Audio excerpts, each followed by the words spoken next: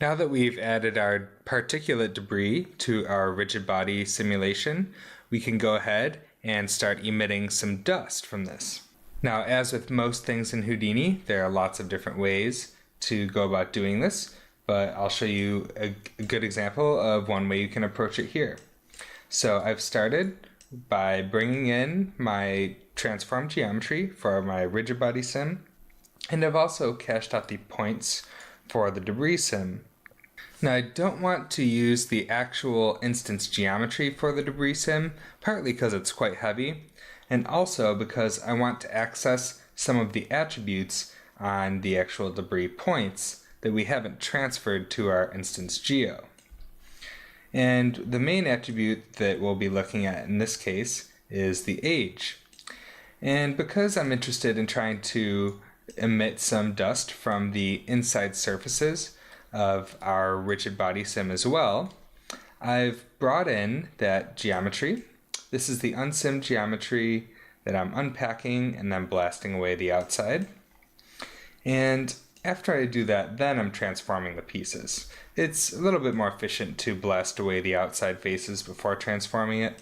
Otherwise, it'll have to keep reblasting that as this transform updates. And because we'll be using the age attribute on our particles, I wanted to fake that on my inside faces as well. So I know that this rigid body sim starts at frame 1019, so I've set the age to a fake age based on that start frame, getting the current frame minus 1019, so how many frames have elapsed since then, and then I'm multiplying it by this time increment. That's how much time passes with each frame step. So if we're running at 24 frames per second, this time increment will return whatever the value is, that's 1 divided by 24. So multiplying by that is effectively dividing by our frames per second. So this will give us a fake age attribute that we can use to help control our emission. So now that we have our source geo, let's go ahead and create a fluid source node. And we'll change a few things right away. This division size is going to be way too high res at 0.1. So let's change it up to, let's change it to 5 to start.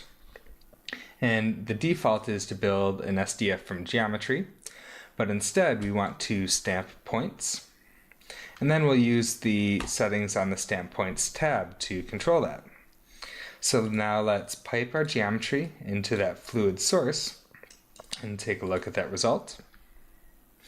Now this is obviously very sparse and very spotty. These default settings aren't very good for us. So let's take a closer look at how to control that. Actually, before we get into that, I'm just going to turn off the velocity volumes right now. That's what these streaks are. It's automatically picking up some velocity from our input, but we'll just leave that off for the moment while we deal with the density. Now this sample distance is how far it will look for a point to sample density from. So this 0.2 is pretty small at this scale. Let me turn off our geo. So if we start turning this up, you'll see that it's starting to find more points that it can sample that volume from. As we turn it up, if we go too high, then it'll just blur out the result because it'll find too many points too easily. So we'll have to fine tune this to a result that gives us a more accurate representation. This point sample threshold is going to be the number of points that it's sampling information from for each voxel. For now, we can just leave that as the default. Now this fluid source is kind of ridiculously low res right now, so let's increase the resolution before we continue any further with our settings. So if we go down to a division size of 1, it doesn't take too long to compute, and this is looking like it's much more accurate to our geometry. And as you can see, it's also going to be emitting dust from our geometry that's not moving at all, and sometimes it's cool to have dust pop up in the cracks of your geometry, but we're going to start by just emitting dust from the stuff that's moving pretty fast. So, much like we trimmed down our geometry for our debris sim, we're going to trim our input geometry for the dust based on volume as well. Let's just drop in another delete node, and I'm going to verify that we have velocity info on our rigid body geometry and our debris points. And yep, looks like we have a V attribute on both. So this expression will work with both of those inputs. And we'll just test to see if the length of at v.x and at v.y and at v.z is greater than, let's say, 5. Let's display that delete node and drop it into our network. And right now this is set to operate on primitives, and let's instead change that to run on the points. So this is, because we're deleting everything with a length greater than 5, it's deleting out the fast moving stuff. We want the opposite of that. Let's flip this to non-selected.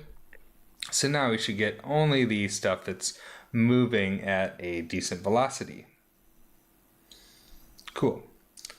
So now if we set the display to our fluid source once again, we can start working on refining our source a little bit more to represent the trajectory of our input geo.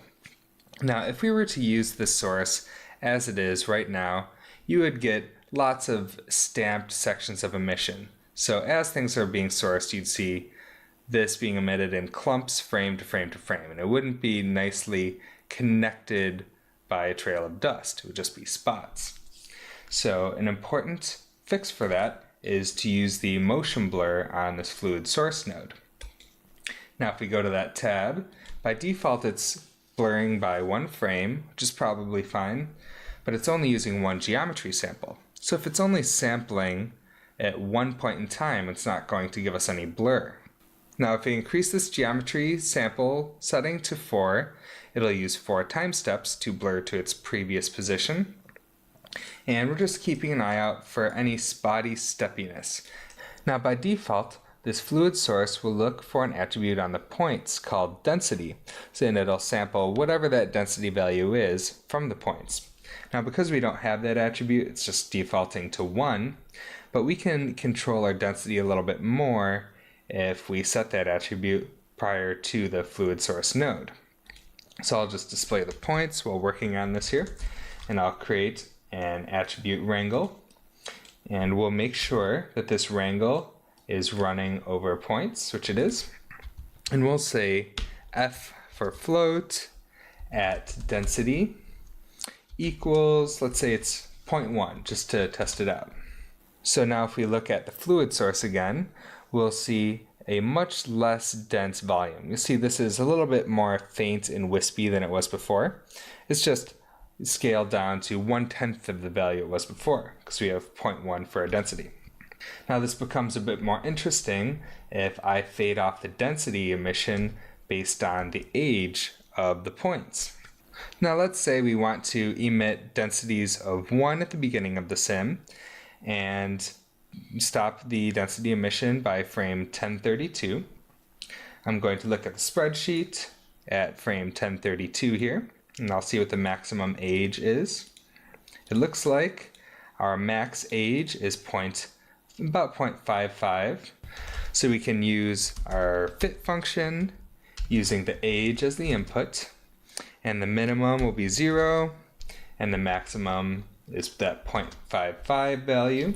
And then for the minimum density, well, we want it to be 1 when the age is 0. And then by the end, we want it to fall off to, let's say, 0.05. We won't completely turn it off on that last frame. Now, because we're not emitting any density once these points are older than 0.55, we can also delete those just to speed up our processing a little bit. So let's actually flip this to delete selected, and then we'll have to flip our length to be less than instead of greater than. Then we'll add the statement with an OR, a double pipe for OR. And we'll say OR age is greater than 0.55. So now this delete node should call out anything that gets too old to emit any density. So as we expect, these first few frames are emitting just fine, but we should see things start to delete once we're past 1032. And yep, not everything deletes immediately at 1032 because some of these points emitted after the sim start frame, so they don't reach that 0.55 age until a little bit later. And that's just fine. We don't necessarily want everything to turn off at the exact same time.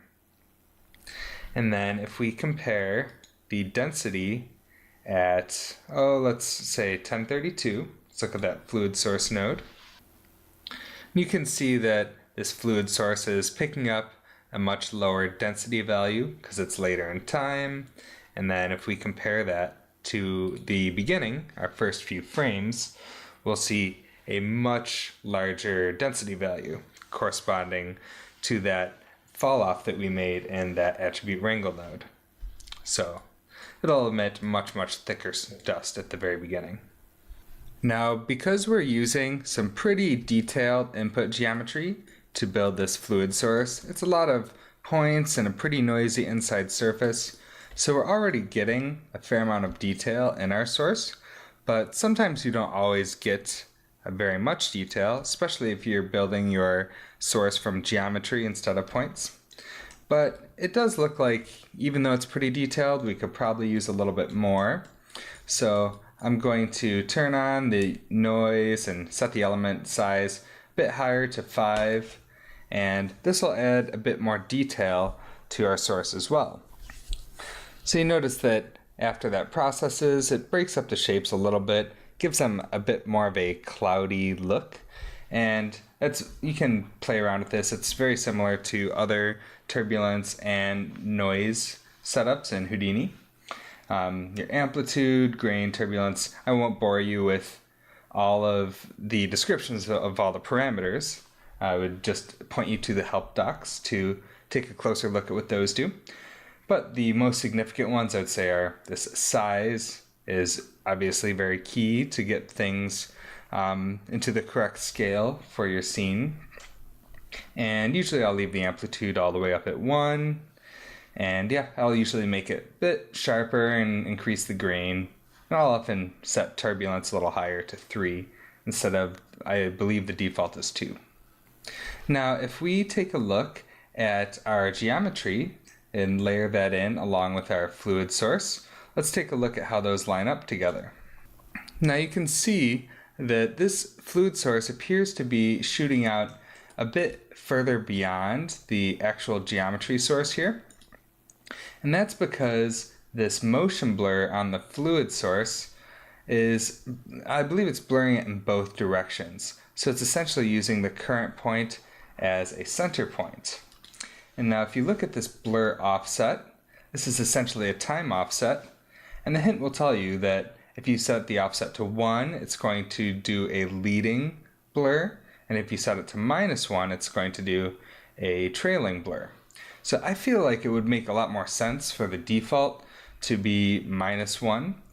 But this it defaults to 0. So if we set it to -1, you'll notice that this front edge of our fluid source will then pop into place to match the actual real position of our geometry. And then if we turn off our geo, then we should be able to see this still being blurred. It's not super obvious at this frame, but you can tell that it matches up with our geometry much more closely. Now that our density source is looking pretty good, let's take a look at the velocity volume that's being added to the source as well. So if you click on the velocity volumes tab, we can turn on the display for this vel volume here. And this has its own settings for stamping points and such. Now it seems to me like it would make the most sense to use the same sample distance as we're using for our density.